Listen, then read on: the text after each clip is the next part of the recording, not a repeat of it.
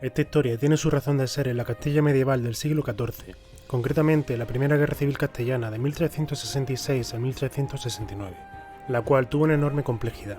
Como vemos en el mapa de la península, no muy diferente al que vimos en el vídeo de los reyes católicos antes de su casamiento. La diferencia principal con el de la historia de la Jornada del Foso sería la predominancia de reinos cristianos en la península. Teniendo a Portugal en el oeste, Castilla como reino principal y más extenso en la península, la pequeña Navarra ya encapsulada en el norte entre los diferentes reinos cristianos, finalmente Aragón en el este peninsular, con sus diferentes intereses mediterráneos de Mallorca, el reino de Cerdeña, Sicilia, además de en tierras griegas con el ducado de Neopatria y el ducado de Atenas. Mientras tanto, en el sur peninsular tenemos un constante acosado reino como lo era el nazarí de Granada, el cual, a pesar de las dificultades y el vasallaje impuesto por el reino castellano desde 1248, conseguirá mantenerse en el sur peninsular hasta su completa ocupación en 1492, además de aprovechar buena parte del conflicto para mantener su reino independiente a los cristianos. Dicho esto, tenemos que situar esa guerra civil castellana dentro de un entramado de otras dos mayores, como lo fueron la Guerra de los Dos Pedros de 1356 a 1367, de la cual se derivará esa guerra civil de la que hablamos. Al mismo tiempo, la Guerra de los 100 años, que ya había comenzado tiempo atrás en el 1337 y que no encontró su final hasta 1453.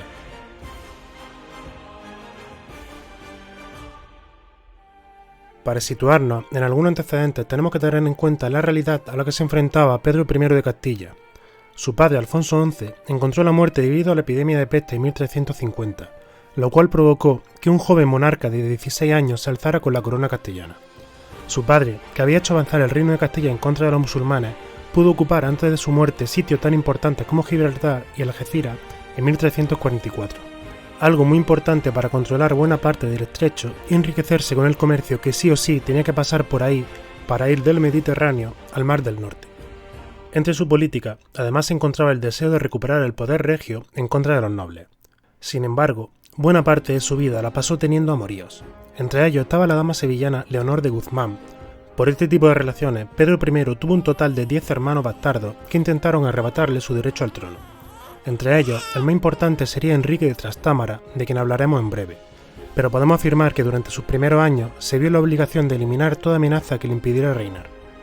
Por otro lado, tenemos a Pedro IV de Aragón, 14 años mayor que el castellano, y había tenido la oportunidad de reinar más tiempo que su adversario, además de seguir los deseos de sus antecesores de hacerse fuerte en el Mediterráneo, política que Aragón había marcado en el pasado y que seguiría vigente siglos después. Entre los antecedentes más inmediatos para que el reino de Aragón y Castilla se enfrentasen estaban los conflictos de intereses de ambos bandos. Aragón, por su lado, protegía a los bastardos castellanos y sus aspiraciones a destronar a Pedro I de Castilla. Por otro lado, los castellanos hacían lo mismo teniendo la corona de Castilla al pretendiente al trono aragonés, Fernando de Aragón, hermanastro del rey Pedro IV de Aragón. Luego estaban los intereses económicos y comerciales. Aragón tenía una rivalidad directa contra Génova, la cual era aliada en muchos sentidos de Castilla, tanto económica como políticamente. También el hecho de que la flota aragonesa fuese superior a la castellana suponía una espina clavada en el rey castellano, quien por su lado era muy superior en el plano terrestre. Otro problema territorial y peninsular era que debido al Tratado de Elche de 1305, los territorios de Murcia habían quedado divididos, dándole el norte a Aragón y el sur a Castilla, algo que molestaba enormemente al rey castellano, quien creía que era su derecho a la totalidad de las tierras. Ambos monarcas realmente buscaban el enfrentamiento armado. Por ello, el estallido del conflicto vino dado por una simple disputa naval en la que barcos aragoneses apresaron a barcos genoveses. Esto provocó la respuesta castellana, que acabó lanzando un ultimátum a Aragón. Aragón desobedeció y comenzó el conflicto.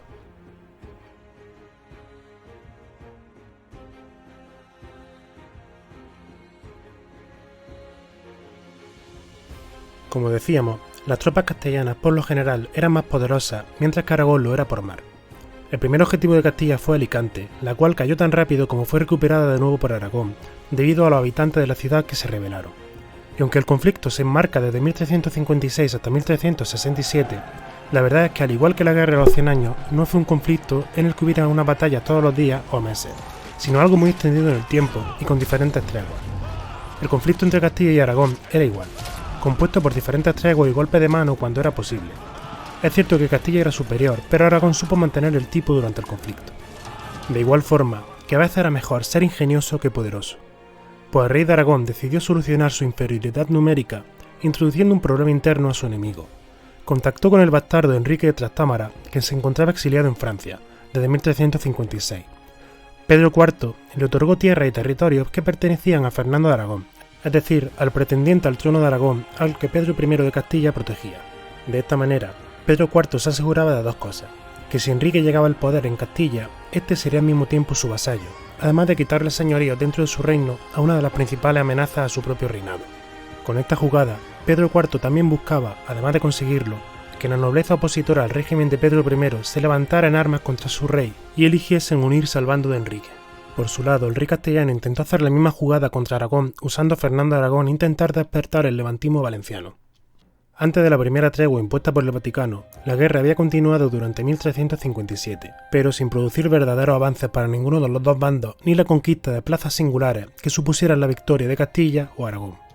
Por su lado, Pedro I de Castilla acabó por ganarse finalmente el apodo de Pedro el Cruel, puesto que siendo un monarca que desde que subió al trono a los 16 años se vio en la obligación de defender sus derechos ante una decena de aspirantes, parece ser que sufría de cierta manía persecutoria y temor de que incluso sus familiares quisieran eliminarlo. Algo en cierta medida comprensible al tener en cuenta que era simplemente un niño cuando tuvo que lidiar con conspiraciones y traiciones en su contra.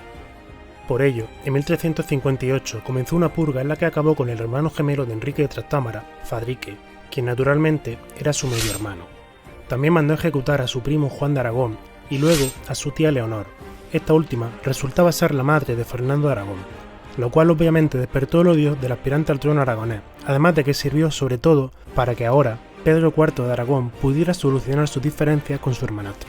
De hecho, en lugar de haber suplido las amenazas, Pedro I solo consiguió ganarse más enemigos y perder los pocos apoyos reales que tenía, además de despertar un odio visceral en Enrique ante el asesinato de su gemelo. En el mismo año de la purga, y cuando más débil estaba el castellano, este decidió lanzar una gran ofensiva rompiendo la tregua. Para ello se aseguró la alianza con Portugal y con la República de Génova. Uniendo las flotas pretendía tomar Barcelona, algo que no consiguieron, pero sí que sirvió para realizar una importante demostración de fuerza. No sería hasta 1359 que Enrique de Trastámara decidiese lanzarse a la acción. Planeando su venganza y su toma del poder, en la batalla de Arabiana, logró una victoria y se introducía de lleno en el territorio del Reino de Castilla. Pedro, por su lado, ante la aluvión de nobles que escapaban a Aragón por temor de ser ajusticiados, decidió firmar una alianza con Inglaterra, la cual se encontraba ganando la guerra de los 100 años contra Francia y que de hecho había ocupado buena parte del territorio francés. Esta disparidad de fuerza y el agotamiento llevó a la firma de una tregua. De 1362 a 1366, y tras la mencionada tregua, Pedro I, con el poder de todos sus aliados de Inglaterra, Portugal y Navarra, comenzó una campaña a gran escala contra Aragón. El ataque pilló por sorpresa a Pedro IV, quien no podía contar en ese momento con Enrique ni buena parte de su hombre.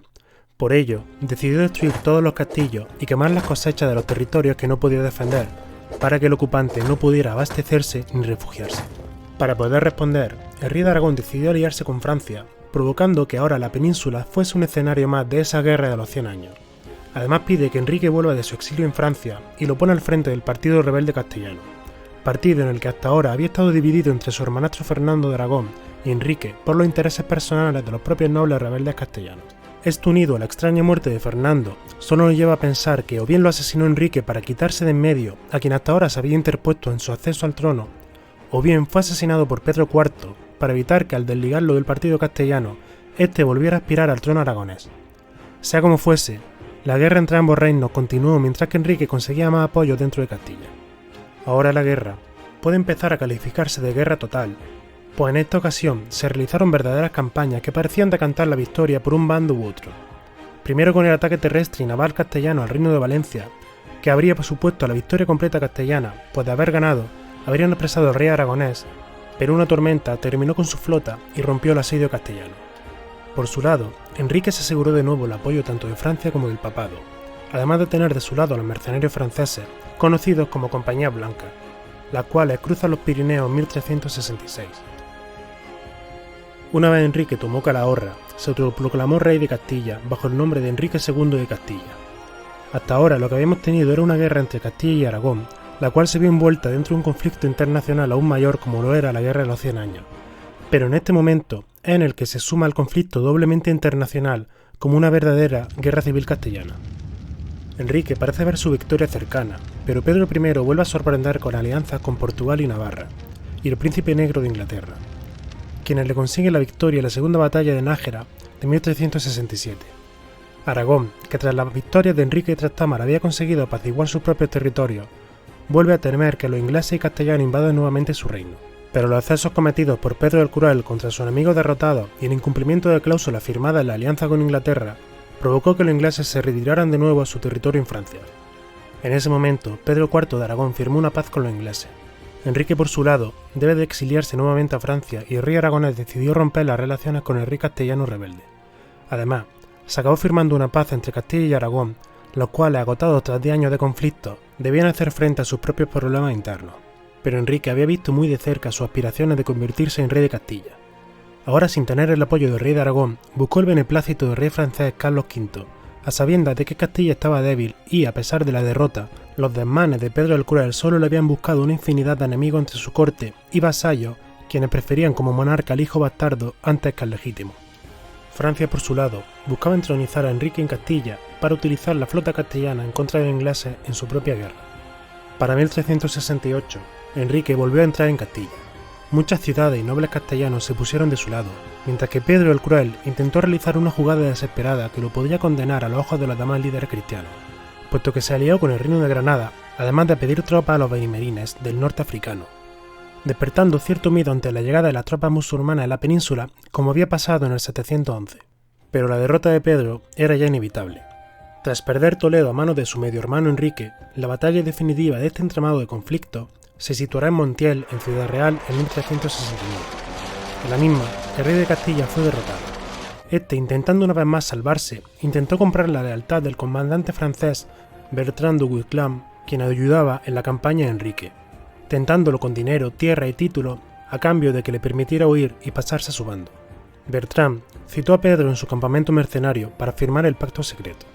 Pedro realmente tendría que haber tenido en ese momento uno de sus ataques de desconfianza y no fiar su vida a un mercenario que realmente no iba a apostar todo por el caballo perdedor. Pues en el instante en el que entró en la tienda para sellar el pacto, también lo hizo Enrique. En ese momento comenzó un enfrentamiento armado entre ambos, pero cuando Pedro dio la espalda a Bertrand, este lo agarró con fuerza, al tiempo que Enrique tuvo que propinarle varias puñaladas. Así, Enrique se acabó convirtiendo en el rey de Castilla, iniciando la nueva dinastía de los Trastámara. Sin embargo, tuvo que continuar la guerra un poco más, pues aún había sectores de la nobleza que apoyaban a los descendientes de Pedro para gobernar.